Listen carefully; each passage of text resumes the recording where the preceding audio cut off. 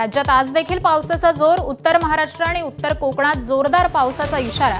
पालघर, ठाणे, मुंबई आणि रायगडसाठी हवामान विभागाचा ऑरेंज अलर्ट।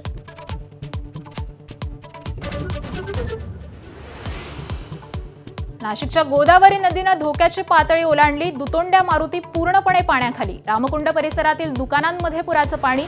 नाशिकला अतिमुसळधारेचा इशारा।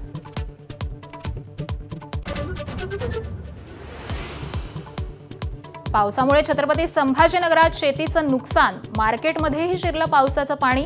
तर जायकवाडी धरणातून गोदावरी पात्रात जवळपास 2 लाख क्युसेकनं विसर्ग सुरू।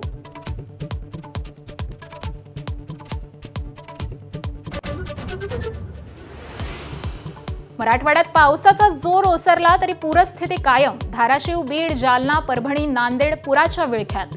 नांदेडमध्ये पूरस्थिती कायम। सोलापुरात सीना नदीला पुन्हा पूर।